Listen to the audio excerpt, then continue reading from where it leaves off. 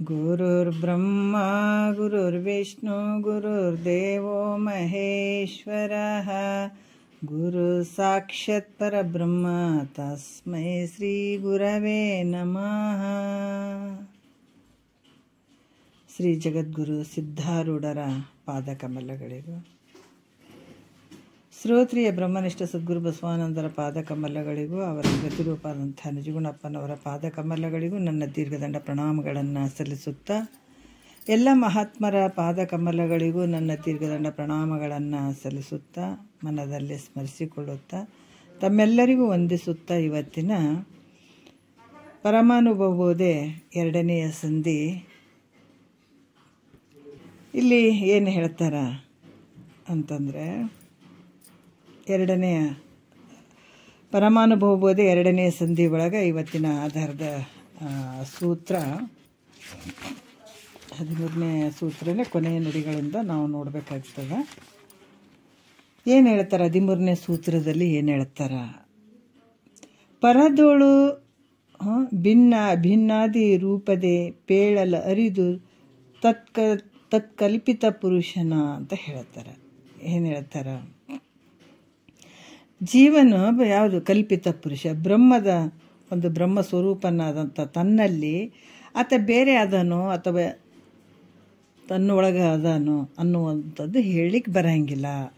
ಅದು ಹೆಂಗದಂದ್ರೆ ಅನಿರ್ವಚನೀಯವಾಗಿರುವಂಥದ್ದು ಅಂತ ಹೇಳಿ, ಮತ್ತೀಗ ಮುಂದಿನ ನುಡಿಯಲ್ಲಿ ನಿನ್ನೆಯ ವಿಷಯದಲ್ಲಿ ಭಾಳ ಅದ್ಭುತವಾಗಿ ಹೇಳಿದರು.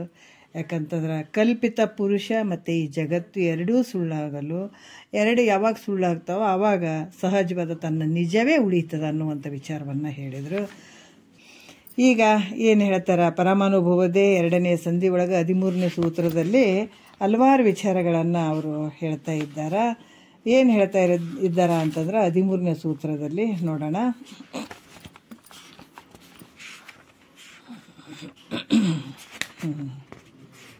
ಸೆಕೆಂಡ್.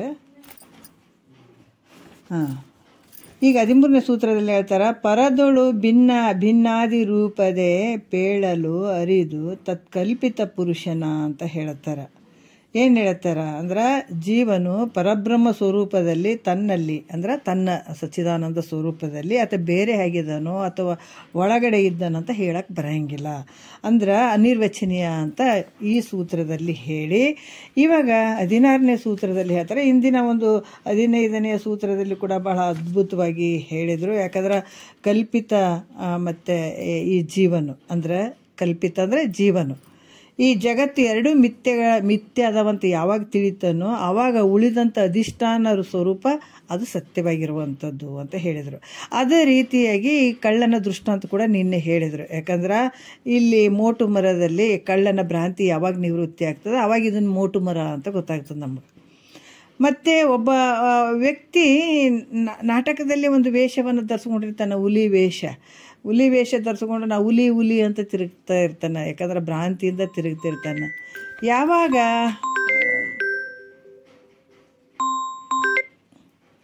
ಅಲ್ಲಿ ತಿರುಗ್ತಾನೆ, ಯಾವಾಗ ತನ್ನ ಒಂದು ನಿಜ ಸ್ಥಿತಿ ಯಾವಾಗ ಗೊತ್ತಾಗ್ತದೋ, ನಾ ಮನುಷ್ಯ ಇದೀನಂತ ಯಾವಾಗ ಗೊತ್ತಾಗ್ತದೆ ಆವಾಗ ಆತ ಖುಷಿ ಪಡ್ತಾನಲ್ಲ.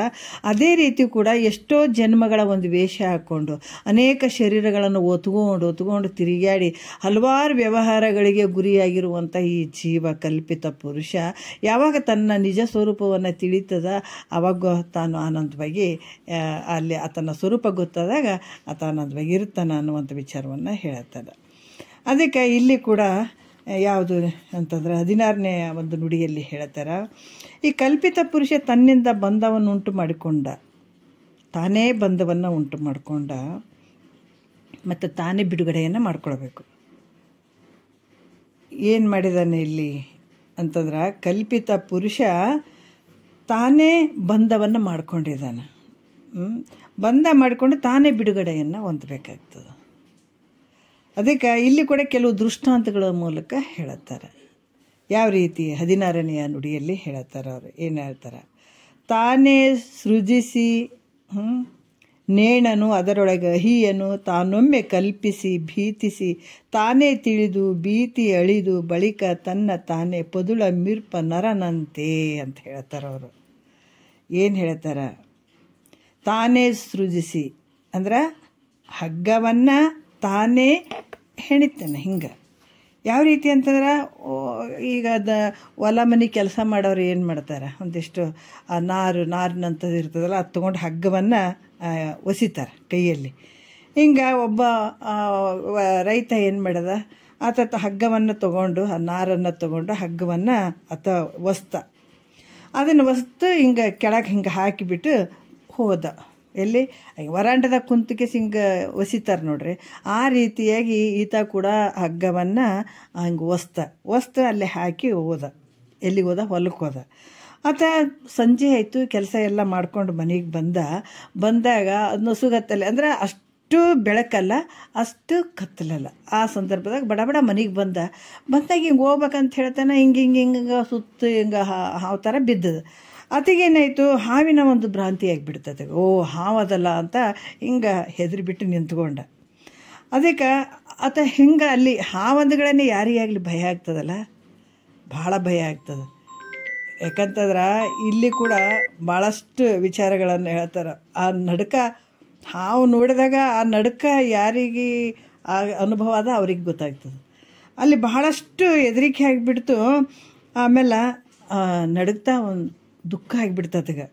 ಅದಕ್ಕೆ ಆತಗೆ ಭಯನೂ ಆಯಿತು, ದುಃಖನೂ ಆಯಿತು. ಇದೇನಪ್ಪ ಹಿಂಗೆ ಹಾವು ಬಂದದಲ್ಲ ಅಂತ ಒಂಥರ ನಡ್ಕ ಶುರುವಾಯಿತು. ಸ್ವಲ್ಪ ಹೊತ್ತು ನಿಂತು ವಿಚಾರ ಮಾಡ್ದ. ಅದನ್ನು ಒಂದು ಕೋಲ್ ತೊಗೊಂಡು ಬಂದ. ಮನೆ ಇದು ಬಿದ್ದದಲ್ಲ ಹಾವೇ ಆದಂತ ಹೇಳ್ಬಿಟ್ಟು ಒಂದು ಕೋಲ್ ತೊಗೊಂಡು ಬಂದು ಹಿಂಗೆ ನೋಡ್ದ, ಬೆದರಿಸಿ ನೋಡ್ದ. ಅದು ಆ ಕಡೆ ಈ ಕಡೆ ಹಿಂಗೆ ಸರಿದು ಹಾಡಲೇ ಇಲ್ಲ. ಅದು ಆ ಕಡೆ ಈ ಕಡೆ ಹೋಗ್ಲಾರ್ದಾಗ ಆತ ಅಂದ, ಓಹೋ ನಾನು ಇಷ್ಟು ಬಡಿಗೆ ತೊಗೊಂಡು ಇಷ್ಟು ಅಲುಗಾಡಿಸ್ತಾ ಇದ್ದೀನಿ, ಇಷ್ಟೆಲ್ಲ ಮಾಡಿದರೂ ಕೂಡ ಅದು ಅಲುಗಾಡ್ತಾ ಇಲ್ಲ ಅಂತಂದರೆ ಇದು ಹಾವಲ್ಲ, ಇದು ಸರ್ಪ ಅಲ್ಲ.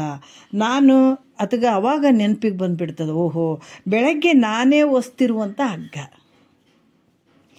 ಅದು. ಯಾಕಂತಂದ್ರೆ ನಾನೇ ಅದನ್ನು ವಸ್ತು ಹಿಂಗೆ ಬಿಸಾಕಿ ಹೋಗಿದ್ದೀನಿ, ಅದೇ ಹಗ್ಗನೇ ಇದು ಅಂತ ಯಾವಾಗ ತಿಳ್ಕೊಂಡು ಆವಾಗ ಸಮಾಧಾನ ಪಟ್ಕೊಳ್ತಾನೆ. ಸುಖ ಅಂದರೆ ಅದಕ್ಕೆ ಒಂದು ಖುಷಿ ಆಗ್ತದೆ.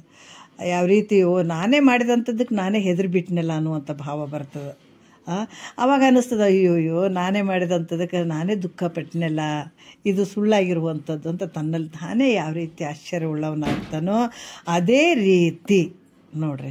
ಅದೇ ರೀತಿ ಈಗ ಯಾವ ರೀತಿ ಅಂತಂದ್ರೆ ತಾನೇ ಒಂದು ಬಂಧಕ್ಕೆ ಗುರಿಯಾದ, ತಾನೇ ಒಂದು ಅದರಿಂದ ಬಿಡುಗಡೆ ಆಗ್ಲಿಕ್ಕೆ ಸಾಧ್ಯ ಆಗ್ತದೆ. ಈ ಒಂದು 17ನೇ ನುಡಿಯಲ್ಲಿ ಕೂಡ ಹೇಳುತ್ತಾರೆ. ಯಾವ ರೀತಿ ಹೇಳ್ತಾರೆ ಅಂತಂದ್ರೆ, ಇಲ್ಲಿ ತನ್ನೊಳಾದ ಅಜ್ಞಾನವದರಿಂದೆ ಸಂಸ್ಕೃತಿಯಂ ನಿಜವೆಂದು ದುಃಖವನ್ನೈದಿ ತನ್ನ ನರಿದು ದುಃಖವನ್ನು ನೀಗಿ ಕಲ್ಪಿತನು ಉನ್ನತಿಯನ್ನು ತಾನೇ ಪಡೆಯವನು. ಅದಕ್ಕೆ ಬಂದ ಯಾರಿಂದ ಬಂದದ? ನೀನೇ ಬಂದ ತೊಗೊಂಡು ಬಂದಿದ್ದಿ, ನೀನೇ ಬಂದ ಮಾಡ್ಕೊಂಡಿದ್ದಿ, ನೀನೇ ಬಂಧಿಸ್ಕೊಂಡು ಬಿಟ್ಟಿದ್ದಿ. ಬೇರೆ ನಮ್ಗೆ ಯಾರು ಕಟ್ಟಿಲ್ಲ, ಹಿಡ್ದು ಬಂದ ಆಗ್ಯದಪ್ಪ, ಬಂದದ ಯಾರನ್ನ ಮಾಡಿದಾರನ ನಿನಗೆ? ಭಗವಂತ ಏನಾರು ಕಟ್ಟಿ ಹಾಕ್ಬಿಟ್ಟಾನ ನಿನಗೆ? ಎಲ್ಲ ನೀ ಮಾಡ್ಕೊಂಡದ್ದು. ಅದಕ್ಕೆ ಹೇಳ್ತಾರೆ, ಈ ಬಂದಕ್ಕೆ ಯಾವುದಂದ್ರೆ ನಮ್ಗೆ ಗೊತ್ತಿರದೇ ಇರುವಂಥ ಒಂದು ಬಂದ ಅದ. ಅಹಂಕಾರ ಅನ್ನುವಂಥದ್ದು, ಮಮಕಾರ ಅನ್ನುವಂಥದ್ದು ಇದು ಸಾಮಾನ್ಯ ಅಲ್ಲ. ಇವು ನಿನ್ನನ್ನು ಬಿಗಿದು ಬಿಟ್ಟಿದ್ದಾವ. ಇದು ಒಂದು ಜನ್ಮ ಅಲ್ಲ, ಜನ್ಮಾಂತರದಿಂದ ಇದೇ ನಿನ್ನನ್ನು ಪಾತಾಳಕ್ಕೆ ತೊಗೊಂಡು ಹೋಗ್ಬಿಟ್ಟದ. ಆದ್ರೆ ಅರಿವಿಲ್ಲ. ಅದು ಯಾರು ಮಾಡಿದ್ದು? ನೀನೇ ಮಾಡ್ಕೊಂಡದ್ದು. ಮತ್ತು ಇದನ್ನು ಬಿಡಿಸ್ಕೊಳಕ್ಕೆ ಹೆಂಗೆ ಬರ್ತದೆ? ನಿನ್ನಿಂದನೇ ಬರ್ತದೆ. ಅದು ಬೇರೆ ಯಾರಾದ್ರೂ ಗುಳಿಗೆ ಕೊಟ್ರೆ ಮನ್ಯಾಗ ಭಾಳ ಮಂದಿ ಇರ್ತಾರೆ. ಡಾಕ್ಟ್ರ್ ಗುಳಿಗೆ, ನೋಡಪ್ಪ ನಿನಗೆ ರೋಗ ಬಂದದಲ್ಲ, ಇಂಥ ಗುಳಿಗೆ ನುಂಗಂತ ಕೊಡ್ತಾನೆ. ಮತ್ತು ಅದು ತೊಗೊಂಡು ಬಂದು ಏನು ಮನೇನ ಮಂದಿಗೆ ಕೊಡ್ತೀಯ ಅಥವಾ ತಲೆದಿಂದ ಬಿಟ್ಕೊಂಡು ಮಲಗ್ತೀಯ? ಮತ್ತು ಹೆಂಗೆ ಮಾಡ್ತಿ? ಅವಾಗ ಆ ಗುಳಿಗೆ ತೊಗೊಂಡು ಡಾಕ್ಟ್ರ್ ಹೇಳ್ದಂಗೆ ಕೇಳಿ ಆ ಗುಳಿಗೆಯನ್ನು ನೀನು ನುಂಗಿದಾಗ ಮಾತ್ರ ನಿನಗೆ ಆರಾಮಾಗ್ತದೆ.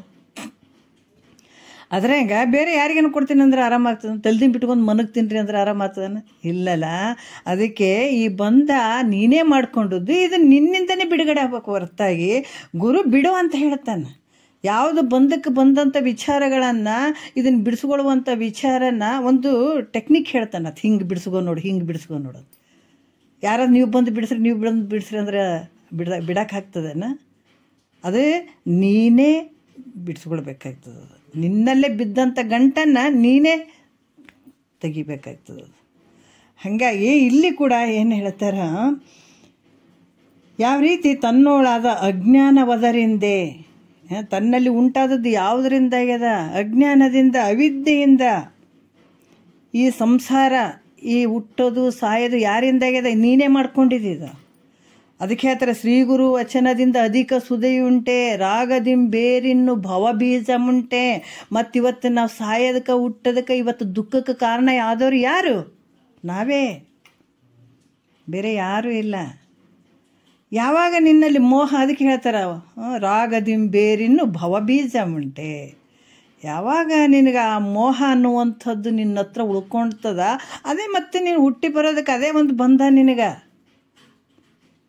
ಅದಕ್ಕೆ ಇಲ್ಲಿ ಮಹಾತ್ಮರು ಹೇಳ್ತಾರ, ಯಾವುದರಿಂದಾಗ್ಯದ ಜೀವನ? ತನ್ನಲ್ಲಿ ತೋರಿದ ಅಜ್ಞಾನದ ವಶದಿಂದ ತನ್ನನ್ನು ತಾನು ಮರೆಯುವಂಥದ್ದು. ಯಾವುದರಿಂದ ಮರ್ತ? ಅಜ್ಞಾನದಿಂದ ತನ್ನನ್ನು ತಾನು ಸಂಪೂರ್ಣವಾಗಿ ಮರ್ತು ಬಿಟ್ಟ. ತಾನು ಯಾರಿದ್ದೀನಿ ಅನ್ನುವಂಥದ್ದನ್ನು ಮರ್ತು ಬಿಟ್ಟ. ಮತ್ತು ಮರ್ತು ಏನು ಮಾಡಿದತ್ತ? ಒಂದಲ್ಲ ಎರಡಲ್ಲ, ಈ ದೇಹಾದಿ ಅಂದ್ರೆ ಈ ಶರೀರಗಳಲ್ಲಿ, ಈ ಶರೀರ ಆಗಿರ್ಬೋದು, ಇವು ಇಂದ್ರಿಯಗಳೇನದಾವಲ್ಲ, ಕಣ್ಣು, ಕಿವಿ, ಮೂಗು, ನಾಲಿಗೆ, ಚರ್ಮ, ಇವು ಜ್ಞಾನೇಂದ್ರಿಯಗಳು. ಸ್ತೋತ್ರ, ತ್ವಕ್ಕು, ಜಿವ್ವ, ಗ್ರಾಣ, ನೇತ್ರ, ಇವು ಯಾವ ನೀನು ಅಲ್ಲವೇ ಅಲ್ಲ. ಇವು ಚಂದ ನಿನಗೇನು ಏನಾದ್ರು ಇಂದು ಪ್ರಾರಬ್ಧ ಐತಪ್ಪ, ಅದನ್ನು ಸುಖ ಇರ್ಬೋದು, ದುಃಖ ಇರ್ಬೋದು, ಉಣೋದಕ್ಕೆ ಈ ಶರೀರ ಬಂದದ. ಮತ್ತು ಈಗ ಬಂದದಂತಂದ್ರೆ ಮತ್ತೆ ಇದನ್ನು ಚಂದ ರೆಡಿ ಮಾಡಿ ಕಳಿಸಿದಾನೆ. ಇದ್ರಲಿಂದ ನೀನು ಉಣಪ್ಪ, ಸುಖಾರ ಉಣು, ದುಃಖಾರ ಉಣು, ಏನು ನಿನ್ನ ಪ್ರಾರಬ್ಧದಾಗ ಏನದ ಅದು ಉಣ ಅಂತ ಕಳಿಸಿಬಿಟ್ಟಾನ. ಬಂದುಬಿಟ್ಟದಿದೆ ಶರೀರ ಈಗ. ಮತ್ತು ಬಂದಂಥದ್ದು ಇದು ನಾನೇ ಅಂತ ಅಂದ್ಕೊಂಡು ಕುಂತ್ರೆ ಇದರಿಂದ ನೀ ಕಷ್ಟ ಬಳಸ್ಕೋತೇವೋ ಸುಖ ಬಳಸ್ಕೋ ಏನು ಅನುಭವಿಸಿದೆ ಅಂತ ಕೊಟ್ಟಿದ್ದಾನೆ. ನಿನ್ನ ಪ್ರಾರಬ್ಧ ಏನದ ಅದು ಅನುಭವಿಸಿದೆ ಅಂತ ಕೊಟ್ಟಿದ್ದಾನೆ. ಆದ್ರೆ ಇದೇ ನಾನಂತ ಕುಂತನಲ್ಲೈತ. ಅದಕ್ಕೆ ಇದೇನಾಗ್ಯದ ಅಂತಂದ್ರೆ, ಈ ಜಗತ್ತು ನಿನ್ನ ವ್ಯವಹಾರ ಮಾಡೋಕೆ ಈ ಜಗತ್ತು ತೋರಿದಂಗೆ ಆಗಕತ್ತೆ. ನಿನ್ನೊಳಗೆ ಇದೆಲ್ಲಷ್ಟು ಶರೀರ ಎಲ್ಲವನ್ನ ನಂದು, ಕಣ್ಣು ನಂದು, ಮೂಗು ನಂದು, ಈ ಜ್ಞಾನೇಂದ್ರಿಯಗಳು ನನಗೂ, ಕರ್ಮೇಂದ್ರಿಯಗಳು ಎಲ್ಲ ಮಾಡೋದು ನಾನೇ, ಈ ಶರೀರ ನಂದೇ ಅಂತ ನೀನೇನು ಕೂತ್ಕೊಂಡಿದ್ದೆ. ಇದರ ಮಧ್ಯೆ ಈ ಜಗತ್ತಿನ ವ್ಯವಹಾರಕ್ಕೆ ಜಗತ್ತೇನೈತೆ, ಈ ಜಗತ್ತು ಕೂಡ ಸತ್ಯ ಅಂದ್ಕೊಂಡು ಕೂತ್ಕೊಂಡಿದೆ.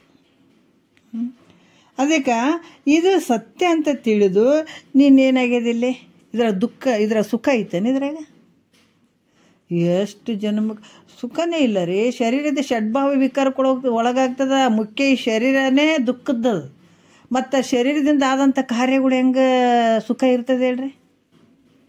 ಕಾರಣವಾಗಿರುವಂಥ ಈ ಶರೀರ ಏನದ, ಶರೀರನೇ ದುಃಖದಿಂದ ಅದು. ಹೊಟ್ಟೆಗೆ ಹುಟ್ಟಿದಂಗೆ ಆಯ್ತು, ಹೊರಗೆ ಬಂದಂಗೆ ಆಯ್ತು, ತಿಂದಂಗೆ ಆಯ್ತು, ಬೆಳೆದಂಗೆ ಆಯ್ತು, ಬಾಲ್ಯ ಆಯ್ತು, ಯೌವನ ಆಯ್ತು, ಮುಪ್ಪಾಯ್ತು, ಮತ್ತು ಒಂಟಂಗೆ ಆಗ್ಬಿಡ್ತು. ಮತ್ತು ಇದು ಚಂದ ಅದನಿದೆ. ಇದೇ ಶರೀರನೇ ಅಷ್ಟು ದುಃಖದಿಂದ ಅಂದಾಗ ಮತ್ತು ಇದ್ರ ಕಾರ್ಯ ಆದಂಥ ಇದು ವ್ಯವಹಾರ ಮಾಡ್ತಲ್ಲ, ಅದು ಭಾಳ ಸುಖದಿಂದ ಅದಾವನ, ಅದನ್ನು ದುಃಖದಿಂದನೇ ಅದಾವ.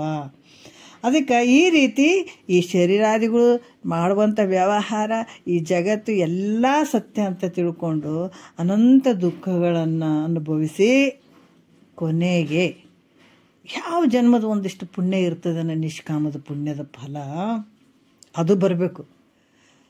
ಗಿಡ ಐತೆ, ಮಾವಿನ ಗಿಡ ಐತೆ, ಅದ್ರ ತುಂಬ ಕಾಯಿಗಳದಾವ, ಮಾವಿನ ಕಾಯಿಗಳದಾವಲ್ಲ, ಎಲ್ಲಷ್ಟು ಹಣ್ಣಾಗ್ಯಾವನ, ಒಂದು ಹಣ್ಣಾಗಿರ್ತದೆ. ಯಾವುದು ಜನ್ಮದಲ್ಲಿ ಮಾಡಿದಂಥ ಒಂದು ಕರ್ಮಗಳಲ್ಲಿ ಒಂದು ನಿಷ್ಕಾಮ ಪುಣ್ಯದ ಫಲ ಸ್ವಲ್ಪ ಹಣ್ಣಾಗ್ಯದ. ಅದು ನಿಷ್ಕಾಮದ ಪುಣ್ಯ ಅದು ಇದ್ದದಕ್ಕೆ ಅವಾಗ ನಿನಗೆ ಸ್ವಲ್ಪ ಅನ್ನಿಸ್ತದ, ಥೋ ಈ ಸಂಸಾರ ಅನ್ನುವಂಥದ್ದು ಏನಪ್ಪ ಇದು. ಅದಕ್ಕೆ ಹೇಳ್ತಾರಲ್ಲ, ಇದ್ರ ಮೇಲೆ ಸ್ವಲ್ಪ ಉದಾಸೀನ ಭಾವ ಬರಬೇಕು, ರುಚಿ ಆಗಬಾರ್ದು. ಸಂಸಾರ ಅನ್ನುವಂಥದ್ದು ಭಾಳ ರುಚಿಕಟ್ಟಾಯಿತು ಅಂದ್ರೆ ಅಲ್ಲೇ ಸತ್ಯವ ಅನ್ಬೇಕು ನಾವು. ಯಾಕಂತಂದ್ರೆ ಅದು ಭಾಳ ಮಾಡ್ತದೆ, ಹಂಗೆ ತನ್ನ ಒಳಗೆ ಎಳ್ಕೊಂಡ್ಬಿಡ್ತದೆ ಅದು. ಅದಕ್ಕೆ ಆ ಕಡೆ ನಮ್ಮ ಮನಸ್ಸಿನಲ್ಲೇ ಬರಬೇಕದು. ಬೇರೆದವ್ರು ಹೇಳಿಕೆಸಿದನ್ನು ಬಿಡು ಅನ್ನುವಂಥದ್ದಲ್ಲ. ನಮ್ಮೊಳಗೆ ಯಾವಾಗ ಉದಾಸೀನ ಭಾವ ಬಂತು ಅಂದಾಗ ಆವಾಗ ಇದು ಏನಪ್ಪ, ಇದು ಏನು ಇರ್ಬೋದು, ಇದು ಜನ್ಮ ಬಂದದ, ಮತ್ತು ಮಹಾತ್ಮರು ಇಷ್ಟೆಲ್ಲ ಏನೇನೋ ತಿಳ್ಕೊಂಡಾರ, ನಾವು ಒಂಚೂರು ತಿಳ್ಕೊಳ್ಳೋಣ ಅಂತ ಮನಸ್ಸಿನಲ್ಲಿ ಬಂತು ಅಂದಾಗ ಆ ವ್ಯಕ್ತಿ ಗುರುವಿನೆಡೆಗೆ ಹೋಗಕ್ಕೆ ಶುರು ಮಾಡ್ತಾನೆ. ಅಲ್ಲೇ ಕೂಡ ಗುರುಗಳು ಸಿಗಬೇಕಂದ್ರೆ ಪುಣ್ಯದ ಫಲನೇ ಬೇಕು. 6 ಮಂದಿ ಗುರುಗಳ ಬಗ್ಗೆ ಬರ್ಕೊಂಡು ಬಂದಿದ್ದಾರೆ ನಿಜಗೊಂಡ್ರು.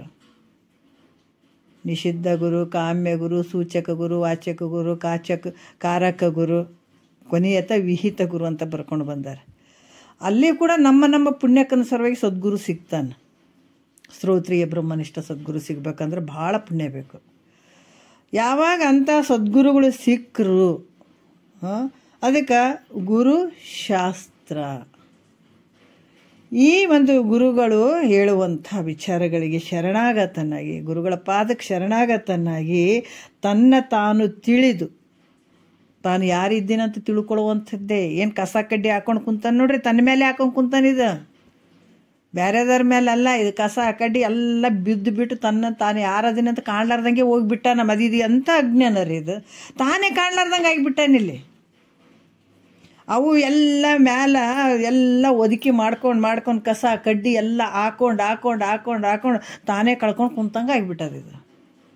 ಅದಕ್ಕೆ ಸದ್ಗುರುನಾಥ ಹೇಳ್ತಾನಪ್ಪ, ಏನು ದುಃಖ ಪಡಬೇಡು, ನಾನಂತ ನಿನ್ನೊಳಗೆ ಐತೆ.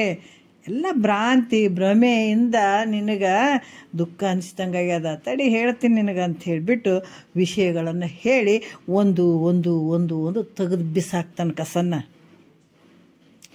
ಯಾವಾಗ ತೆಗೆದು ಬಿಸಾಕ್ತಾ ಬರ್ತಾನ ಆವಾಗ ನಿನಗೆ ಗೊತ್ತಾಗ್ತದೆ ನೋಡಲ್ಲಿ, ಅರೆ ಎಲ್ಲೆಲ್ಲ ಹುಡುಕಿದ್ನಲ್ಲೋ ಯಪ್ಪ, ಹೊರಗಡೆ ಹುಡುಕಿದೆ, ಅಲ್ಲಿ ಸುಖ ಐತೇನೆ ಅಂದ್ಕೊಂಡು ಇಲ್ಲಿ ಸುಖ ಐತೇನೆ ಅಂದ್ಕೊಂಡು ಗದ್ದಲು ನೋಡ್ರಿ ಎಲ್ಲಿ ನಡೆದದ ಗದ್ದಲ. ನಮ್ಮೊಳಗೆ ನಡೆದ ದೊಡ್ಡ ಗದ್ದಲ ಇದು.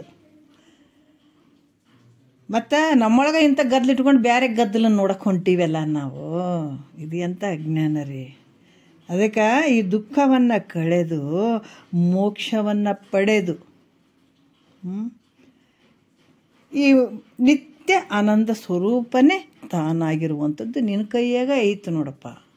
ಅದಕ್ಕೆ ಯಾವಾಗ ಮಮಕಾರ, ಅಹಂಕಾರ, ಮಮಕಾರ ಇವೆಲ್ಲವುಗಳನ್ನು ಮಾಡ್ಕೊತಿದೆ, ಅದು ನೀನೇ ಬಂದಕ್ಕೆ ಗುರಿ ಆಗ್ತಿದೆ. ಗುರು ಮತ್ತು ಶಾಸ್ತ್ರಗಳ ಮೂಲಕ ಇದನ್ನು ನೀನು ಯಾರು ಇದ್ದೀನಿ ಅಂತ ತಿಳ್ಕೊಳ್ತಿದ್ದಿ, ಆವಾಗ ನೀನೇ ಮುಕ್ತನಾಗ್ತಿದ್ದಿ, ಈ ಬಂಧನದಿಂದ ನೀನೇ ಪಾರಾಗ್ತಿದ್ದಿ.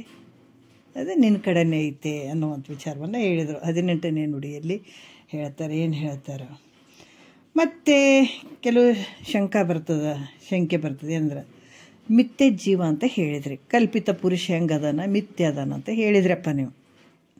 ಆದ್ರೆ ಈ ಮಿಥ್ಯ ಜೀವನಿಂದ ಸತ್ಯ ರೂಪ ಅದು ಪ್ರಾಪ್ತ ಆಗಂಗಿಲ್ಲಲ್ಲ. ಈತನೇ ಮಿಥ್ಯ ಅದಾನ ಅಂದಾಗ ಮತ್ತು ಸತ್ಯ ರೂಪ ಹೆಂಗೆ ಪ್ರಾಪ್ತಿ ಆಗ್ತದೆ ಗುರುಗಳೇ ಅಂತ ಕೇಳಿದರೆ ಅದಕ್ಕೆ 18ನೇ ನುಡಿಯಲ್ಲಿ ಹೇಳ್ತಾರೆ, ಇದು ಮಿಥ್ಯ ಜೀವ ಅಲ್ಲ. ಈಗ ಮುಂದೆ ಗುರುಗಳ ಮುಂದೆ ಕುಂತತ್ತೆ ಯಾರು? ಇದು ಜೀವಾತ್ಮ, ಕಲ್ಪಿತ ಪುರುಷನೇ ಇದು. ನನಗೆ ಅಜ್ಞಾನ ಆಗ್ಯದ, ನನಗೆ ದುಃಖ ಆಗ್ಯದ ಅಂತ ಕೂತ್ಕೊಂಡಾನ ಈಗ. ಅದಕ್ಕೆ ತನ್ನ ಸ್ವರೂಪವನ್ನು ತಿಳ್ಕೊಂಡ. ಇಲ್ಲಿ ಹೇಳ್ತಾರೆ ಅವರು ಮಿಥ್ಯ ಜೀವ ಅದನ್ನು. ಈ ಮಿಥ್ಯ ಜೀವನದಿಂದ ನಿತ್ಯ ಸ್ವರೂಪದ ವಸ್ತು ಹೆಂಗೆ ಪ್ರಾಪ್ತ ಆಯ್ತು ಗುರುಗಳೇ? ಮತ್ತೀತ ಮೊದಲೇ ಮಿಥ್ಯ ಅದನ್ನಲ್ಲಿ ಸುಳ್ಳು ಅದನ್ನೈತ, ಮತ್ತೆ ಹೆಂಗೆ ಪ್ರಾಪ್ತ ಆಯ್ತಿದು ಅಂತ ಕೇಳಿದರೆ 18ನೇ ನುಡಿಯಲ್ಲಿ ಹೇಳ್ತಾರೆ ಅವರು, ಕನ್ನಡಿಯೋಳು ತೋರ್ಪ ತನ್ನ ಮಿಥ್ಯ ರೂಪಿನಿಂ ನಾಡೆ ತನ್ನನ್ನೇ ಕಾಣಬಂತೆ ಮುನ್ನವೇ ಪುಸಿ ಎನಿಸುವ ಜೀವಾತ್ಮಕನಿಂದೆ ತನ್ನ ತಾನರಿವನು ಆ ಪರಮಾತ್ಮ. ಎಷ್ಟು ಅದ್ಭುತವಾಗಿ ಹೇಳ್ತಾರೆ ನೋಡ್ರಿ. ಯಾಕಂದ್ರೆ ಮಿಥ್ಯವಾದಂಥ ಈ ಕನ್ನಡಿ ಏನಿರ್ತದೆ, ಕನ್ನಡಿ ಒಳಗೆ ತೋರಿದಂಥ ಪ್ರತಿಬಿಂಬ ಕನ್ನಡಿ ಒಳಗೆ ನೋಡ್ತೀವಿ. ಈಗ ನಮ್ಮ ಮುಖ ನಾವು ನೋಡ್ಕೊಳಕ್ಕಾಗ್ತೇನೆ ಅಂದರೆ ಇಲ್ಲಲ್ಲ. ಅವಾಗ ಏನು ಮಾಡ್ತೀವಿ, ಕನ್ನಡಿ ಒಳಗೆ ನಮ್ಮ ಮುಖವನ್ನು ನಾವು ನೋಡ್ಕೊಳ್ತೀವಿ. ಆದ್ರೆ ಕನ್ನಡಿಯಲ್ಲಿ ಅದು ತೋರುವಂಥ ಮುಖ ಸತ್ಯ ಅದ ಮಿಥ್ಯ ಅದ. ಕನ್ನಡಿಯಲ್ಲಿ ತೋರುವಂಥ ಮುಖ ಮಿಥ್ಯ ಅದ ಅಂದ್ರೆ ಪ್ರತಿಬಿಂಬ ಅದ. ನಾವು ನಿಂತು ನೋಡ್ಕೊಳಕತ್ತೀವಿ, ನಮ್ಮ ಒಂದು ಪ್ರತಿಬಿಂಬ ಕನ್ನಡಿ ಒಳಗೆ ಬಂದದ. ಆ ಪ್ರತಿಬಿಂಬದಿಂದ ನಾವು ನೋಡ್ತೀವಿ ನಮ್ಮ ಮುಖ, ಅರೆ ಇಲ್ಲಿ ಕಪ್ಪಿದೆಯಲ್ಲ, ಇಲ್ಲೇನೋ ಚುಕ್ಕಿ ಎತ್ತದಲ್ಲ, ಅಥವಾ ಇಲ್ಲೇನೋ ಆಗ್ಯದಲ್ಲ ಅಂತ ಅದನ್ನು ತಿದ್ದುಕೊಳ್ತೀವಿಲ್ಲ. ಅಂದ್ರೆ ಇಲ್ಲಿ ಕನ್ನಡಿಯಲ್ಲಿ ತೋರಿದಂಥ ಪ್ರತಿಬಿಂಬದ ಮುಖ ಮಿಥ್ಯ ಅದ. ಆದರೆ ಆ ಮಿಥ್ಯವಾದಂಥ ಮುಖದಿಂದ ಸತ್ಯವಾದ ಮುಖವನ್ನು ಹೆಂಗೆ ತಿಳಿತೀವೋ ಭಾಳ ಸೂಕ್ಷ್ಮ ಐತಿ ನೋಡ್ರಿ. ಇದು ಭಾಳ ವಿಚಾರಗಳು, ಭಾಳ ಸೂಕ್ಷ್ಮ ಅದ. ಅದಕ್ಕೆ ಹೇಳ್ತಾರೆ, ಯಾಕಂದ್ರೆ ಮಿಥ್ಯೆ ಆದಂಥ ಮುಖ ಎಲ್ಲಿ ಕನ್ನಡಿ ಒಳಗೆ ಪ್ರತಿಬಿಂಬಿಸ್ಯದ, ಅದು ಮಿಥ್ಯೆ ಅದ. ಆ ಮಿಥ್ಯ ಸತ್ಯವಾದಂಥ ಮುಖವನ್ನು ನೋಡಿಕೊಂಡು ನಾವು ಸತ್ಯವಾದಂಥ ಮುಖವನ್ನು ನಾವು ನೋಡ್ಕೊಳ್ತೀವಿ, ಹೌದಿಲ್ಲ? ಹಾಗೆ ಪರಮಾತ್ಮ ಆದರೂ ಕೂಡ ಸುಳ್ಳಾದ ಜೀವನಿಗೆ ಸುಳ್ಳಾದಂಥ ಈತ ಜೀವಾತ್ಮ, ಯಾಕಂದ್ರೆ ಪರಮಾತ್ಮನ ಪ್ರತಿಬಿಂಬ ಈತ ಸತ್ಯವಾದ ತನ್ನ ನಿಜವನ್ನು ತಾನೇ ತಿಳಿತಾನೆ. ನೋಡ್ರಿ ಹಿಂಗೆ ತಿಳಿತಾನತ ಈತ. ಪರಮಾತ್ಮ ಹೆಂಗೆ ಮಾಡ್ತಾನೆ? ಸುಳ್ಳಾದ ಜೀವ ಪ್ರತಿಬಿಂಬದ ಒಂದು ರೂಪ ಅದು. ಆ ಒಂದು ಸುಳ್ಳಾದ ಈತನಿಂದ ಆತ ಸತ್ಯವಾದಂಥ ತನ್ನ ರೂಪವನ್ನು ನೋಡ್ತಾನೆ, ತಿಳ್ಕೊಳ್ತಾನೆ ಅಂತ ಹೇಳುವಂಥ ವಿಚಾರ. ಆತ್ಮನಲ್ಲಿ ಜೀವತ್ವ ನಿರಾಕರಣೆ ನಿರೂಪಣೆ ಸೂತ್ರ 13ಕ್ಕೆ ಪದ 90 ಅಂತ ಹೇಳಿಬಿಟ್ಟು ಇವಾಗ 14ನೆಯ ಸೂತ್ರ ನೋಡೋಣ ನಾವು. ಯಾಕಂದ್ರೆ ಹಿಂದಿನ ಸೂತ್ರದಲ್ಲಿ ಕಲ್ಪಿತ ಪುರುಷ ಆತ ತನ್ನ ನಿಜದಲ್ಲಿ ಅಂದರೆ ತನ್ನ ಸ್ವರೂಪದಲ್ಲಿ ಇಲ್ಲ, ಸತ್ಯವಾದಂಥದ್ದು ಇಲ್ಲ ಅಂತ ಹೇಳಿದರು, ಸುಳ್ಳದನಂತ ಹೇಳಿದರು. ಮತ್ತು ಈಗ ಈ ಸೂತ್ರದಲ್ಲಿ ದೃಶ್ಯ ದೃಕ್ಕು ಅಂದ್ರೆ ಪ್ರೇರಕತ್ವ ಎರಡು ಸಂಭವ ಆಗ್ತದೆ ಹೊರತು ನಿನ್ನ ನಿಜ ಸ್ವರೂಪದಲ್ಲಿ ಇಲ್ಲ ಅಂತ ಹೇಳುವಂಥ ವಿಚಾರವನ್ನು ಹೇಳುತ್ತಾರೆ ಈಗ ಮುಂದೆ. ಪ್ರೇರಕತ್ವ ಪ್ರೇರಣೆ ಮಾಡಿಸಿಕೊಳ್ಳುವಂಥದ್ದು, ಪ್ರೇರಣೆ ಮಾಡುವಂಥದ್ದು ಎರಡೂ ನಡೀತಾವೆ. ದೃಶ್ಯ ದೃಕ್ಕು ಇವೆ ಸಂಭವಿಸ್ತಾವೆ. ಎಲ್ಲಿ ನಡೀತಾವ ಅಂತಂದ್ರೆ ನಿನ್ನ ನಿಜ ಸ್ವರೂಪದಲ್ಲಿ ನಡೆಯಂಗಿಲ್ಲ. ಇದು ನಡೀತಾವಂದ್ರೆ ಸಂಭವ ಆಗ್ತದಂದ್ರೆ ಕೂಡ ಅವು ನಿನ್ನ ಸ್ವರೂಪದಲ್ಲಿ ಇಲ್ಲ ಅನ್ನುವಂಥ ವಿಚಾರವನ್ನು ಈಗ 14ನೆಯ ನುಡಿಯಲ್ಲಿ ಹೇಳ್ತಾರೆ. ಸೂತ್ರದಲ್ಲಿ ಏನು ಹೇಳ್ತಾರೆ ನೋಡು. ಪರಮನು ಅದ್ವಯನಾಗಿ ಸನ್ನಿಧಿ ಅಲ್ಲವು ಆ ಪುರುಷ ಸನ್ನಿಧಿ ಚೇಷ್ಟೆಯ ಅಖಿಳವು. ನೋಡ್ರಿ, ಪರಮನು ಅಂದ್ರೆ ಪರಬ್ರಹ್ಮನು, ಮತ್ತು ಅದ್ವಯನಂದ್ರೆ ಏಕವಾಗಿರುವಂಥವನು, ಏಕರಸವಾಗಿರುವಂಥವನು. ಅಂದ್ರೆ ಸನ್ನಿಧಿ ಅಂದರೆ ಕಾರಣ ಅಲ್ಲ ಅನ್ನುವಂಥದ್ದು. ಅಲ್ಲವು ಸನ್ನಿಧಿ ಅಲ್ಲವು. ಪುರುಷ ಸನ್ನಿಧಿ ಅಂದರೆ ಅವರು ಪುರುಷ, ಕಲ್ಪಿತ ಪುರುಷ ಹೇಳ್ತಾರೆ. ಎಷ್ಟು ಅದ್ಭುತವಾಗಿ ಹೇಳ್ತಾರೆ.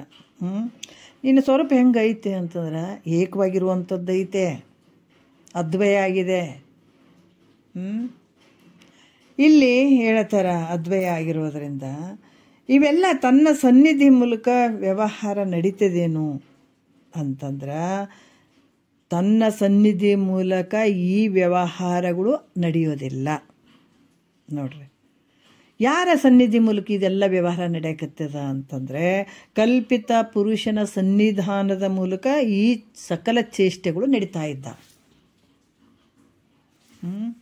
ಆದ್ರೆ ನಿನ್ನ ಸ್ವರೂಪದ ಒಂದು ಸನ್ನಿಧಿಯಲ್ಲಿ ಈ ಚೇಷ್ಟೆಗಳು ನಡೆಯೋದಿಲ್ಲ. ಮತ್ತು ಯಾರ ಸನ್ನಿಧಿಯಲ್ಲಿ? ಕಲ್ಪಿತ ಪುರುಷನ ಸನ್ನಿಧಿಯಲ್ಲಿ ಇಷ್ಟೆಲ್ಲ ವ್ಯವಹಾರಗಳ ಚೇಷ್ಟೆಗಳು ನಡೀತಾ ಇದ್ದಾವೆ. ಮತ್ತು ಇಲ್ಲಿ ಕೂಡ 1ನೇ ನುಡಿಯಲ್ಲಿ ಹೇಳ್ತಾರೆ, ಮೈತ್ರಾದೇವಿ ತನ್ನ ಗಂಡ ಪತಿಯನ್ನು ಕುರಿತು ಕೇಳ್ತಾಳೆ. ಏನು ಹೇಳ್ತಾಳೆ? ಆಕೆ ಸ್ವಲ್ಪ ಶಂಕೆ ಬರ್ತದೆ. ಆವಾಗ ಆಕೆಗೆ ಪ್ರಶ್ನೆ ಆಗ್ತದೆ. ಏನು ಅಂದ್ರೆ, ಇಲ್ಲದ ಪುರುಷನ ಸನ್ನಿಧಿಯಿಂದ ಇಲ್ಲದ ಕರಣಾಳಿಗಳಿಗೆ ವ್ಯವಹಾರ ಹೇಗೆ ಸಂಭವಿಸ್ತದ್ರಿ? ಎಷ್ಟು ನಯ ವಿನಯತೆಯಿಂದ ಕೇಳ್ಕೊಳಕತ್ತಾಳಕಿ. ಏನು ಹೇಳ್ತಾಳ? ಹೆಂಡತಿಯಾದ ಮೈತ್ರಾದೇವಿ ಕೇಳ್ತಾಳ ಪತಿಯನ್ನು ಕುರಿತು, ಅಲ್ಲರಿ ಕಲ್ಪಿತ ಪುರುಷನೇ ಇಲ್ಲ ಅಂತೀರಿ ಅಂತಂದ ಮೇಲೆ ಮತ್ತು ಆತನ ಸನ್ನಿಧಿಯಿಂದ ಇರದೇ ಇರುವಂಥ ಕರಣಾಳಿಗಳ ವ್ಯವಹಾರಗಳು ಹೆಂಗೆ ನಡೀತಾವ?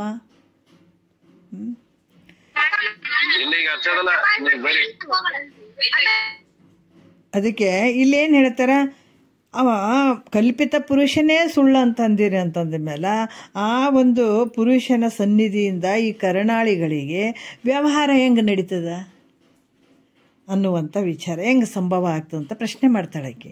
ಆವಾಗ 1ನೇ ನುಡಿಯಲ್ಲಿ ಹೇಳ್ತಾರ, ಇದೇ ಪ್ರಶ್ನೆ ಕೇಳ್ತಾಳ್ರಿ. ಏನು ಕೇಳ್ತಾಳ?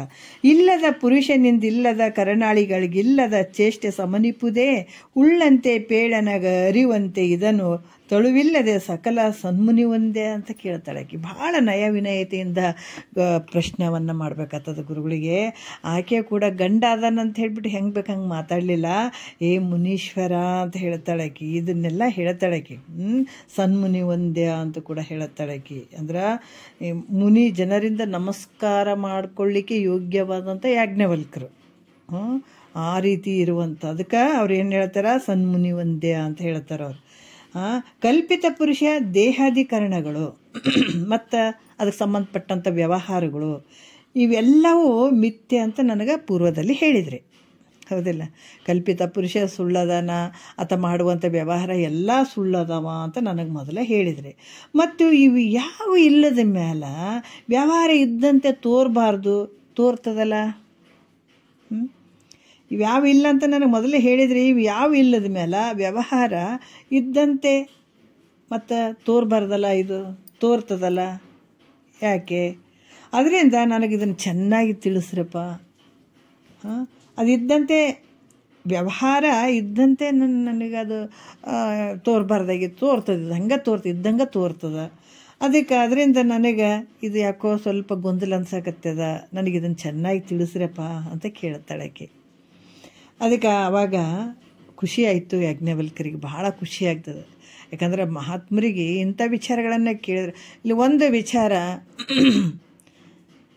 ಗುರುಗಳು ಹೇಳುವಂಥವ್ರು ಆಗಿರ್ಬೋದು, ಶಿಷ್ಯ ಆಗಿರ್ಬೋದು, ಶಿಷ್ಯರುಗಳಾಗಿರ್ಬೋದು, ಗುರುವಿನ ಅದಕ್ಕೆ ಅರಸದೆ ಗುಣದೋಷವನ್ನು ಗುರುವರನೋಳು ನೆರೆ ಭಕ್ತಿ ಮಾಡಲಹುದು ಮುಕ್ತಿ ಅಂತ ಹೇಳ್ತಾರೆ. ಗುರುವಿನ ಪರೀಕ್ಷೆ ಮಾಡ್ತೀನಿ ಅನ್ನುವಂಗಲ್ಲ, ಈತಿಗೆ ಎಷ್ಟು ತಿಳಿದದೆ ಎಷ್ಟಿಲ್ಲ ಅಂತ ಒಂದು ಕುತರ್ಕ ಮಾಡಬಾರ್ದು. ತಿಳಿಲಿಲ್ಲ ಅಂದ್ರೆ ಗುರುವೇ ಇದು ನನಗೆ ತಿಳಿದಿಲ್ಲ ಅಂತ ನಯ ವಿನಯತೆಯಿಂದ ಕೇಳ್ಕೊಳ್ಬೇಕಾದಂಥದ್ದು ಶಿಷ್ಯನ ಕರ್ತವ್ಯ ಇರ್ತದೆ. ಅದರಲ್ಲಿ ಕೆಲವು ಶಿಷ್ಯಂದರು ಅಥವಾ ಇಲ್ಲ ಈ ಗುರುಗಳಿಗೆ ಈಗ ಗೊತ್ತಿದೋ ಇಲ್ಲೋ, ಹಿಂಗಾದೋ ಹೆಂಗದಾರ ಅಂತೇಳಿ ಈ ಥರ ಕುತರ್ಕ ಮಾಡುವಂಥದ್ದು ಮಾಡಬಾರ್ದು. ಅಂಥವ್ರಿಗೆ ಜ್ಞಾನ ಕೂಡ ಅಳವಡಂಗಿಲ್ಲ ಅಂತ ಮೊದಲೇ ಹೇಳ್ತಾರೆ. ಅದಕ್ಕೆ ನಿಜಗೊಂಡು ಹೇಳ್ತಾರೆ, ಅರಸದೆ ಗುಣದೋಷವನ್ನು ಗುರುವರನೋಳು ನೆರೆ ಭಕ್ತಿ ಮಾಡಲಹುದು ಮುಕ್ತಿ ಅಂತ ಹೇಳಿದ್ದಾರೆ. ಅದಕ್ಕೆ ಇಲ್ಲಿ ಕೂಡ ಆಕೆ ಬಹಳಷ್ಟು ಒಂದು ಖುಷಿಯಿಂದ ಪ್ರಶ್ನೆಯನ್ನು ಮಾಡ್ತಾಳೆ, ನಯ ವಿನಯತೆಯಿಂದ ನಮ್ರತೆಯಿಂದ ಕೇಳ್ತಾಳೆ. ಇಲ್ಲಿ ಅದಕ್ಕೆ ವನಿತೆ ಮೈತ್ರಿ ತನ್ನ ಗಂಡನಿಗೆ ಬಹಳ ನಯ ವಿನಯತೆಯಿಂದ ಕೇಳ್ತಾಳೆ, ಅನುರಾಗದಿಂದ ಭಕ್ತಿಯಿಂದ ಕೇಳ್ತಾಳೆ. ಆಕೆ ಏನೇ ಕೇಳಿದು ಏನು ಕೇಳ್ತಾಳೆ ಎರಡನೇ ನುಡಿಯಲ್ಲಿ, ಏನೇ ಕೇಳಿದು ಮುನಿಪನು ಆ ವನಿತೆ ಎಂಬೋಳೈಸಿ ಮನದನು ರಾಗವನ್ನು ಅಲ್ಲರುತ್ತೀರೇ ವಿನಯದಿಂದ ಅರುಪಿದನು ಅಕ್ಕಿಳ ಮಿದು ಜ್ಞಾನ ಜನಿತವಾಗಿಯೇ ಮಿಥ್ಯೆ ಹೌದೆಂದು ಅಂತ ಎರಡನೇ ನುಡಿಯಲ್ಲಿ ಹೇಳ್ತಾರೆ. ಬಹಳಷ್ಟು ಆಕೆ ಕೇಳಿದಂಥ ಪ್ರಶ್ನೆಯನ್ನು ಕೇಳಿ ಯಾಜ್ಞವಲ್ಕರಿಗೆ ಬಹಳ ಸಂತೋಷ ಆಗಿಬಿಡ್ತದೆ, ಬಹಳಷ್ಟು ಖುಷಿಯಾಗಿ ಆಯಿತು ನಿನಗೇನೇನು ಪ್ರಶ್ನೆ ಅದಾವ ಮನಸ್ಸಿನಲ್ಲಿ ಏನೇನು ಅದಾವ ಅವೆಲ್ಲ ಕೇಳು ಮೈತ್ರ, ನಾನು ಹೇಳ್ತೀನಿ ನಿನಗೆ ಅಂತ ಹೇಳಿ ಅಲ್ಲಿ ಒಂದು ವಿನಯ ಗುಣದಿಂದ ನಮ್ರ ಭಾವದಿಂದ ಆ ಏತಿ ಅಂದರೆ ಎಲ್ಲಕ್ಕಿಂತ ಶ್ರೇಷ್ಠವಾದಂಥವ್ರಿಗೆ ಏತಿಗಳು ಅಂತ ಹೇಳ್ತಾರೆ. ತನ್ನ ಒಂದು ಒಲವಿನಿಂದ ಪ್ರೇಮದಿಂದ ಆ ವಿಷಯವನ್ನು ಇದು ಯಾಕಿದೆಲ್ಲ ಹೀಗೆಲ್ಲ ಯಾಕೆ ತೋರ್ದಂಗೆ ಆಗಕತ್ತದ ಅಂತಂದ್ರೆ, ಈ ವ್ಯವಹಾರ ಇದೆಲ್ಲ ತೋರ್ದಂಗೆ ಯಾಕೆ ಆಗಕತ್ತದ ಅಂತಂದ್ರೆ ಅಜ್ಞಾನದಿಂದ ಇದು ಉತ್ಪನ್ನವಾಗಿರುವಂಥದ್ದು ಮತ್ತು ವಿಚಾರ ಮಾಡಿದ್ರೆ ಮಿಥ್ಯೆ ಆಗಿರುವಂಥದ್ದು. ಈ ಉತ್ತರವನ್ನು ಕೊಡ್ತಾರೆ ಅವರು ಮುಂದಿನ ವಿಚಾರದಲ್ಲಿ. ಮೂರನೆಯ ನುಡಿಯಲ್ಲಿ ಹೇಳ್ತಾರೆ, ನೋಡೋಣ.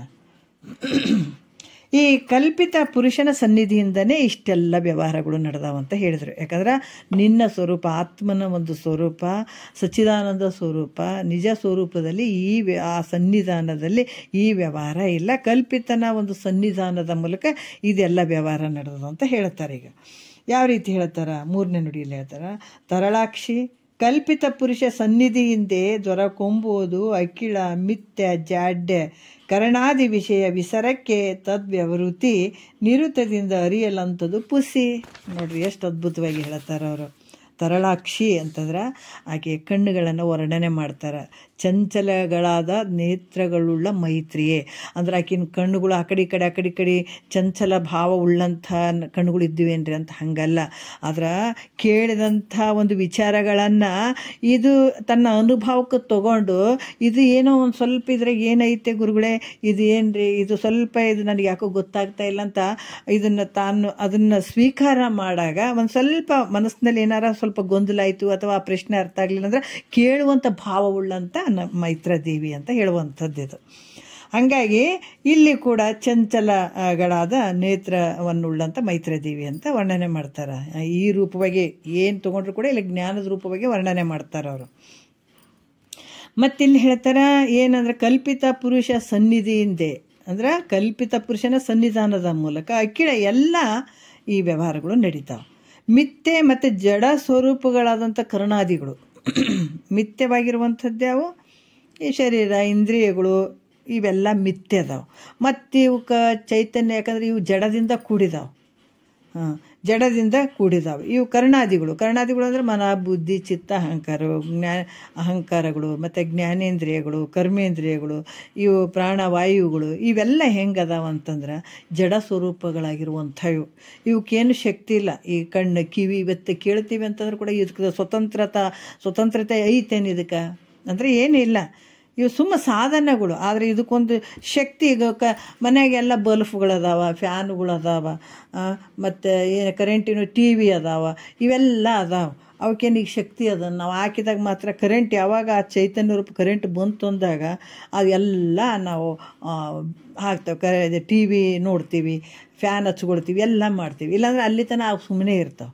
ಅದ್ರಂಗ ನಮ್ಗೆ ಕಣ್ಣು ಕಿವಿ ಮೂಗು ಜ್ಞಾನೇಂದ್ರಿಯಗಳು ಕರ್ಮೇಂದ್ರಿಯಗಳು ಅಂತಃಕರಣಗಳು ಇವೆಲ್ಲ ಅದಾವಂದ್ರೆ ಇವು ಜಡ ಸ್ವರೂಪಗಳಾಗಿರುವಂಥವೇ. ಯಾಕಂದರೆ ಆ ಒಂದು ಶಕ್ತಿಯನ್ನು ಪಡ್ಕೊಂಡು ಇಲ್ಲೆಲ್ಲ ಕೆಲಸಗಳನ್ನು ಮಾಡಾಕತ್ತವೆ ಇವೆಲ್ಲ. ಅದಕ್ಕೆ ಇಲ್ಲಿ ಕೂಡ ಏನು ಹೇಳ್ತಾರೆ ಅಂತಂದ್ರೆ ಈ ಜಡ ಸ್ವರೂಪಗಳಾದಂಥ ಕರ್ಣಾದಿಗಳು ಮತ್ತು ಶಬ್ದಾದಿ ವಿಷಯಗಳು ಅಂದ್ರೆ ಯಾವಂದ್ರೆ ಶಬ್ದ ಸ್ಪರ್ಶ ರೂಪ ರಸ ಗಂಧ ಇವೆಲ್ಲ ವ್ಯವಹಾರಗಳಿಗೆ ಯಾರ ಒಂದು ಸನ್ನಿಧಾನದ ಮೂಲಕ ನಡೀತಾವ ಅಂತಂದ್ರೆ ಈ ಎಲ್ಲ ವ್ಯವಹಾರ ಕಲ್ಪಿತ ಪುರುಷನ ಸನ್ನಿಧಾನದ ಮೂಲಕ ನಡೆಯಕತ್ತೇವೆ. ಆದ್ರೆ ಇದು ನಿಜ ಐತೇನೋ ಅಂದರೆ ಇದು ನಿಜ ಅಲ್ಲ, ಸುಳ್ಳದ ನೋಡ್ರಿ. ಅದು ಹೆಂಗೆ ಸುಳ್ಳೋದು ಮತ್ತು ಮುಂದೆ ಹೇಳ್ತಾರೆ ನೋಡ್ರಿ, ಭಾಳ ಅದ್ಭುತವಾಗಿ ಹೇಳ್ತಾರೆ ಅವರು. ಕಲ್ಪಿತ ಪುರುಷನ ಸನ್ನಿಧಾನ ಮೂಲಕ ಈ ವ್ಯವಹಾರವನ್ನು ಯಾಕೆ ಹೇಳಬೇಕು ಮತ್ತು ಆತ ಸುಳ್ಳದನ್ನಂತ ಹೇಳ್ತೀರಿ? ಇದೆಲ್ಲ ವ್ಯವಹಾರ ಆತನ ಮೂಲಕ ಆಗ್ತಂತೆ ಯಾಕೆ ಹೇಳಬೇಕು? ಪರಬ್ರಹ್ಮದ ಸನ್ನಿಧಾನದ ಮೂಲಕ ಇದೆಲ್ಲ ವ್ಯವಹಾರ ನಡೀತದಂತ ಹೇಳಕ್ಕೆ ಬರಂಗಿಲ್ಲನ ಅಂದರೆ ನೋಡ್ರಿ. ಅದಕ್ಕೆ ಈ ಒಂದು ವಿಚಾರ ಅಲ್ಲಿ ಸಂಭವ ಆಗಂಗಿಲ್ಲ. ಈಗ 4ನೇ ನುಡಿಯಲ್ಲೇ ಹೇಳ್ತಾರೆ, ಅರಿವು ಪರಮವಾಗಿ ಮರವೇ ಕಲ್ಪಿತವಾಗಿ ಅರಿವಿನೋಳ್ ಮರವೇ ಘಟಿಸದಾವ ತೆರೆದೋಳು ತೋರ್ ಮುಡಿಯಳೇ ಮೈತ್ರಿ ನೇಸರ ನೊಡವರೆ ಅದ ತಮದಂತೆ. ಎಷ್ಟು ಅದ್ಭುತವಾಗಿ ಹೇಳ್ತಾರೆ ನೋಡ್ರಿ. ಏನು ಹೇಳ್ತಾರ? ಅರಿವು ಅಂದರೆ ಆತ್ಮ ಅಂದರೆ ಪರಬ್ರಹ್ಮ ಸ್ವರೂಪನ ಆದ್ದರಿಂದ, ಮರೆವೆ ಅಂದರೆ ಅಜ್ಞಾನ. ಈ ಕಲ್ಪಿತವಾಗಿರುವಂಥದ್ದು ಏನಂದರೆ ಮಿಥ್ಯವಾಗಿರುವಂಥದ್ದು. ಈ ರೀತಿ. ಮತ್ತು ತೋರ ಮುಡಿಯಳೆ ಅಂದರೆ ಆಕೆಯ ಕೂದಲುಗಳು ಉದ್ದ ಇದ್ದವು ಅಂತ ವರ್ಣನೆ ಮಾಡ್ತಾರೆ. ನೇಸರ ಅಂತಂದ್ರೆ ಅಲ್ಲಿ ಕತ್ತಲು, ನೇಸರ ನೊಡೆವರೆಯದ ತಮದಂತೆ. ನೇಸರ ಅಂದರೆ ಸೂರ್ಯನ ಒಂದು ಬೆಳಕು, ತಮ ಅಂದರೆ ಒಂದು ಕತ್ತಲೆ ಇರುವಂಥದ್ದು. ಈಗ ಯಾಕಂತಂದ್ರೆ ಸೂರ್ಯ ಹೆಂಗದನ ಪ್ರಕಾಶವಾಗಿರುವಂಥ ಒಂದು ಕಿರಣಗಳಿಂದ ಕೂಡಿದಂಥ ಸೂರ್ಯ. ಆ ಸೂರ್ಯನ ಜೊತೆ ಕತ್ತಲಿನಾರ ಇರ್ತದೇನೋ, ಕತ್ತಲೆ ಇರ್ತದೆ. ಯಾವಾಗ ಸೂರ್ಯ ಬರ್ತಾನೆ ದಿಕ್ಕೆಟ್ಟು ಹೋಗಿಬಿಡ್ತದಲ್ಲ, ಕೂಡ್ತಾವನ್ನ ಎರಡು ಬೆಳಕು ಕತ್ತಲೆ ಯಾವತ್ತಾದ್ರೂ ಕೂಡ್ತದೆ ಅಂದರೆ ಕೂಡಂಗಿಲ್ಲ. ಹಾಗೆ ಈ ಸ್ವಯಂ ಪ್ರಕಾಶವಾದಂಥ ಜ್ಞಾನ ಸ್ವರೂಪನಾದಂಥ ತನ್ನೊಡನೆ ಹೆಂಗಿದೆ ಸ್ವಯಂ ಪ್ರಕಾಶವಾಗಿರುವಂಥವನು, ಇಂಥ ಜ್ಞಾನ ಸ್ವರೂಪವಾದಂಥ ನಿನ್ನೊಡನೆ ಈ ಮರವೆ ಅನ್ನುವಂಥದ್ದು ಕೂಡ್ತದನ್ನು, ಕತ್ತಲೆ ಅನ್ನುವಂಥದ್ದು ಕೂಡ್ತದನು, ಅಜ್ಞಾನ ಅನ್ನುವಂಥದ್ದು ಕೂಡ್ತದನು. ಜ್ಞಾನ ಸೂರ್ಯ ಹುಟ್ಟಿದಾಗ ಅಜ್ಞಾನ ಅನ್ನುವಂಥ ಕತ್ತಲೆ ನಾಶಿಯಾಗಿ ಹೋಗ್ಬಿಡ್ತದೆ. ಮತ್ತು ಅಜ್ಞಾನ ಅನ್ನುವಂಥದ್ದೇನು ಕತ್ತಲೆ, ಇದು ತನ್ನನ್ನು ತಾನು ಮರ್ತದ್ದು. ಅದು ಯಾವಾಗ ಜ್ಞಾನ ಸೂರ್ಯ ಅನ್ನುವಂಥ ಅರಿವು ಅಲ್ಲಿ ಬಂದುಬಿಡ್ತದ, ಆವಾಗ ಅಲ್ಲಿದ್ದಂಥ ಮರವೆ ಏನಾಗ್ತದೆ ಯಾವತ್ತಾದ್ರೂ ಕೂಡ್ತದ್ರ ಜೊತೆ ಇರ್ತದೇನಂದರೆ ಇರೋಂಗಿಲ್ಲ. ಯಾಕಂದ್ರೆ ಚಿದ್ರೂಪನಾದ ತಾನು ಹೆಂಗದನ, ಕಲ್ಪಿತದನೇನತ, ಅಕಲ್ಪಿತದನತ.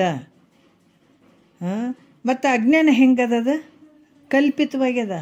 ಅಕಲ್ಪಿತ ಕಲ್ಪಿತ ಎರಡು ಕೂಡಕ್ಕಾಗ್ತದನ ಇಲ್ಲ. ಅದಕ್ಕೆ ಅದರಿಂದ ಕಲ್ಪಿತಗಳಿಗೆ ಯಾವ ರೂಪದಲ್ಲಿ ಯಾವುದರಲ್ಲಿ ಸಂಭವ ಆಗಂಗಿಲ್ಲಪ್ಪ ಅನ್ನುವಂಥ ಭಾವ, ಆಗಂಗಿಲ್ಲ ಅನ್ನುವಂಥ ಭಾವ. ಅದಕ್ಕೆ ಇಲ್ಲಿ ಕೂಡ ಏನು ಹೇಳ್ತಾರೆ 5ನೇ ನುಡಿಯಲ್ಲಿ, ಕರಣಾದಿಗಳ ವ್ಯವಹಾರ ಕಲ್ಪಿತ ಪುರುಷನ ಸನ್ನಿಧಾನದಲ್ಲದೆ ಪರಮಾತ್ಮನ ಪರಬ್ರಹ್ಮನ ಒಂದು ಸನ್ನಿಧಾನ ಅಲ್ಲ. ಅದನ್ನು ಹೇಳ್ತಾರೆ ಈಗ 5ನೇ ನುಡಿಯಲ್ಲಿ ಹೇಳ್ತಾರೆ. ಏನು ಹೇಳ್ತಾರೆ? ಪರಮನು ಅದ್ವಯ ಪೂರ್ಣನಹುದಾಗಿ ಸನ್ನಿಧಿ ದೊರಕೊಳ್ಳಲರಿಯದು ಕಲ್ಪಿತ ಪುರುಷನ ಸನ್ನಿಧಿ ಅಲ್ಲದೆ ಬೇರೊಂದು ಪರಿ ದೊರಕೊಳ್ಳದಿಂತಿದು ಸತ್ಯ ಅಂತ ಹೇಳ್ತಾರೆ. ಪರಮನು ಅಂದಾಗ ನಾವು ಪರಬ್ರಹ್ಮ ಸ್ವರೂಪ ಅಂತ ತಗೊಳ್ಬೇಕು. ಅದ್ವಯ ಅಂದರೆ ಒಂದೇ ಪೂರ್ಣನಾಗಿರುವಂಥವನು. ಆತನ ಒಂದು ಸನ್ನಿಧಾನದಲ್ಲಿ ಇದು ನಡೆಯಂಗಿಲ್ಲ. ಪರಬ್ರಹ್ಮ ಅದ್ವಯ ಅದನ್ನು ವ್ಯಾಪಕವಾಗಿರುವಂಥವನು, ಯಾಕಂದರೆ ಪರಿಪೂರ್ಣನಾಗಿರುವಂಥವನು. ಅಂಥ ಒಂದು ಪರಬ್ರಹ್ಮನ ಸನ್ನಿಧಾನದಲ್ಲಿ ಇದು ನಡೀಲಿಕ್ಕೆ ಸಾಧ್ಯ ಇಲ್ಲ. ಇದು ಇದೆಲ್ಲ ವ್ಯವಹಾರ ಯಾರ ಸನ್ನಿಧಾನದ ಮೂಲಕ ನಡೀತಾ ಇದೆ ಅಂದರೆ ಕಲ್ಪಿತ ಪುರುಷನ ಸನ್ನಿಧಾನದ ಮೂಲಕ ಈ ಸಕಲ ವ್ಯವಹಾರ ನಡೆದದ ಅಂತ ಹೇಳ್ತಾರೆ. ಕಲ್ಪಿತ ಪುರುಷನ ಒಂದು ಸನ್ನಿಧಾನದ ಮೂಲಕ. ಮತ್ತು ಬೇರೊಂದು ರೀತಿ ಏನೂ ಇಲ್ಲಿ ನಡೆಯಲಿ, ಎಲ್ಲ ಕಲ್ಪಿತ ಪುರುಷನ ಒಂದು ಸನ್ನಿಧಾನದ ಮೂಲಕ ನಡೆಯುವಂಥದ್ದು. ಅದಕ್ಕೆ ಇಲ್ಲಿ ಕೂಡ ಕೆಲವೊಂದು ವಿಚಾರಗಳನ್ನು ಅವರು ಭಾಳ ಚಂದ ಹೇಳ್ತಾರೆ. ಈ ಸಕಲ ಕರ್ಣಾದಿಗಳನ್ನು, ಇವೆಲ್ಲ ಸಕಲ ಕರ್ಣಾದಿಗಳು ಇದೆಲ್ಲ ವ್ಯವಹಾರ ಮಾಡ್ತದಲ್ಲ, ಇದು ಓದಂಗಾಯ್ತು ಬಂದಂಗಾಯ್ತು, ಇಂದ್ರಿಯಗಳು ವ್ಯವಹಾರ ಮಾಡಾಕತ್ತಾವ. ಶಬ್ದಾದಿ ವಿಷಯಗಳನ್ನು ಹಿಡ್ಕೊಂಡು ಇಂದ್ರಿಯಗಳು ಸುಖ ಪಟ್ಟಂಗಾಗತ್ತೆ, ದುಃಖ ಪಟ್ಟಂಗಾಗ್ತದೆ. ಇವೆಲ್ಲವುಗಳನ್ನು ಯಾರು ಪ್ರೇರಣೆ ಮಾಡ್ತಾರ ಅಂತಂದ್ರೆ ಈ ಕಲ್ಪಿತ ಪುರುಷನೇ ಚೇಷ್ಟೆ ಮಾಡ್ತಾನೆ, ಇವಕ್ಕೆಲ್ಲ ಚೇಷ್ಟಿಸ್ತಾನ ಅಂತ ಹೇಳ್ತಾರೆ. ಯಾವ ರೀತಿ 6ನೇ ನುಡಿಯಲ್ಲಿ ಹೇಳ್ತಾರೆ, ಕನಸಿನ ಅಯಸ್ಕಾಂತವು ಕನಸಿನ ಲೋಹವನ್ನು ಚಲಿಸುವಂತೆ ಈ ಸಕಲಕ್ಕೆ ವನರುಹ ಲೋಚನೆ ಮೈತ್ರಿ ಕಲ್ಪಿತ ನೆನಪನು ಚೇಷ್ಟಾದಿ ಬೀಜನು. ನೋಡ್ರಿ, ಇದು ಒಂದು ಹೇಳ್ಬಿಡೋಣ. ವನರುಹ ಲೋಚನೆ ಮೈತ್ರಿ ಅಂದರೆ ಕಮಲದ ಕಣ್ಣುಗಳುಳ್ಳಂಥ ಮೈತ್ರಾದೇವಿಯೇ ಕನಸಿನ ಲೋಹ ಚುಂಬಕವು. ಎಲ್ಲಿದು? ಕನಸಿನಲ್ಲಿದು. ಕನಸಿನಾಗ ಅಯಸ್ಕಾಂತ ಇರ್ತದಿಲ್ಲ, ಆ ರೀತಿ ಕನಸಿನ ಲೋಹವನ್ನು ಚಲಿಸುವಂತೆ. ಕನಸು ಬಿದ್ದದ, ಕನಸಿನೊಳಗೆ ಅಯಸ್ಕಾಂತ, ಆ ಕನಸಿನ ಲೋಹ ಏನಾಗ್ತದೆ, ಕನಸಿನ ಲೋಹ ಅಲ್ಲಿ ಅಯಸ್ಕಾಂತ ಕೆಲವು ವಸ್ತುಗಳನ್ನು ಹಿಡಿತದೆ ನೋಡ್ರಿ, ಕಬ್ಬಿಣದ ಚೂರುಗಳಿಗೆ ಹಿಂಗೆ ಹಿಡ್ಕೋತದ.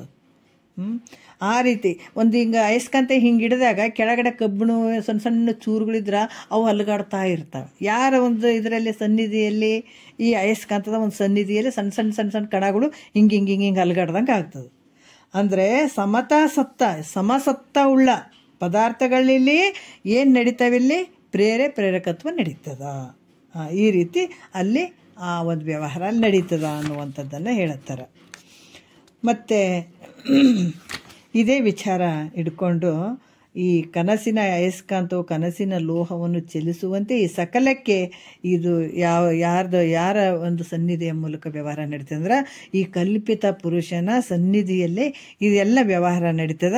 ಅದು ಹೆಂಗೆ ನಡೀತದ ಅನ್ನುವಂಥದ್ದನ್ನು ಕೆಲವು ದೃಷ್ಟಾಂತಗಳ ಮೂಲಕ ಮತ್ತು ಕೆಲವು ವಿಚಾರಗಳ ಮೂಲಕ ಮತ್ತು ಇನ್ನು ಮನಮುಟ್ಟುವಂಗೆ ಮುಂದೆ ಉದಾಹರಣೆಗಳು ಅದಾವ. ಅದನ್ನು ನಾವು ಮತ್ತೆ ನಾಳೆ ವಿಷಯದಲ್ಲಿ ನೋಡೋಣ. ಭಾಳ ಅದ್ಭುತವಾದಂಥ ವಿಚಾರ. ಯಾವ ವಿಚಾರ ಅಂದರೆ ಇದು ನಮ್ಮ ವಿಚಾರಗಳೇ. ನಮ್ಮ ಯಾವ ಒಂದು ವಿಚಾರಗಳು, ನಮ್ಮ ವ್ಯವಹಾರಗಳು ಯಾವ ರೀತಿ ನಡೆದವು ಅನ್ನುವಂಥ ವಿಚಾರಗಳನ್ನು ಭಾಳಷ್ಟು ವಿಚಾರಗಳು ಹೇಳ್ತಾ ಹೋಗ್ತಾರೆ. ಮತ್ತು ಮುಂದಿನ ವಿಚಾರ ನಾಳೆ ನೋಡೋಣ. ಒಂದೆರಡು ಮದ್ದು ಗುರುಗಳ ಪಾದಕ್ಕೆ ಅರ್ಪಿಸಿ ಹರ ಓಂ.